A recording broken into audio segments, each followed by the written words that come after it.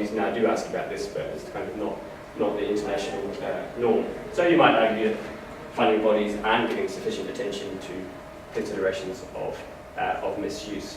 And I think there are various other reasons as well for thinking that, in fact, it's really only in the last, since 2001 in the anthrax letters attacks in the UK that there's been a lot of attention given to the possible misuse of biological sciences, for example.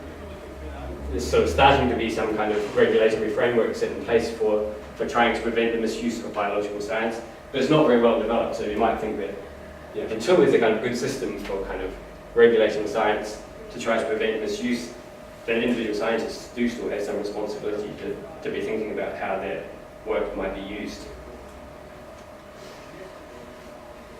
And then the second kind of worry about this division of moral labour argument applies regardless of whether we think, how well we think science regulators are currently regulating science. And that's just that it's not very clear that this is the most efficient division of moral labour, to have scientists completely ignoring how their research is going to be used and only kind of other agents thinking about the possible uses of science. And I think we can kind of best see that this is perhaps not the best division of moral labour by thinking about a possible alternative division, which would say, okay, it's mostly science regulators who should be thinking about the good and bad uses of science and how we should kind of maximise the good uses and minimise the bad uses.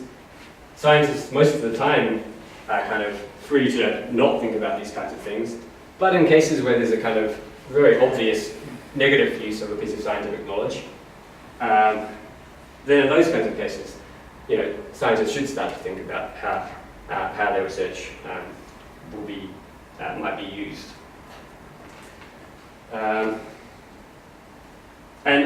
That system wouldn't really be highly burdensome for scientists, because most scientists would probably never have to think about misuse, because they're just not in working in areas where there's a particularly serious concern. A few scientists may be working in nuclear physics and synthetic biology and other areas where there are particular concerns about misuse, might have to kind of occasionally give some consideration to how their research will be used.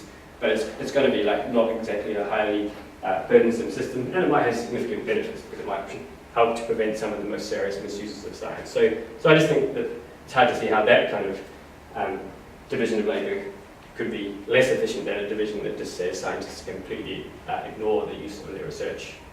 And again, we could think of a similar point in relation to a capitalist system. So you might think in a capitalist system, individual economic agents don't normally have to think about the effects of their economic decisions on others. But in cases where there's a really obvious kind of serious negative effect, then they should. If a corner store shop owner knows that by lowering his prices and putting his competitor out of business, he will cause that family to go into complete poverty and destitution, then we might think actually he should think about whether he ought to do that. So I just think that the kind of division of moral labour isn't really going to support the kind of absolutist form of scientific isolationism that says scientists can completely ignore the misuse of their work. And that's kind of an important result, because it's only really in these extreme cases where the risk of serious misuse is especially high that anyone even thinks there is a serious moral problem, a serious possibility that there's a dual use problem. Even those people that are kind of most concerned about the dual use problem don't think it's a particularly kind of pervasive problem in science. I think there are a few particular areas of science where there's a serious question about whether we should be seeking this knowledge or whether we should be disseminating this knowledge. And on the kind of view that I've been kind of suggesting this division of moral labour argument would support, in those kinds of extreme cases, scientists would still have a responsibility to think about how their research is used. So I kind of want to tentatively conclude that, although kind of interesting, I think this division of moral labour argument is not going to justify a form of scientific isolationism that would really help with escaping from dual use problems. Because I think that it won't show that scientists should ignore the risks of misuse in the kind of most extreme cases. Okay, so I'll stop there. Thanks.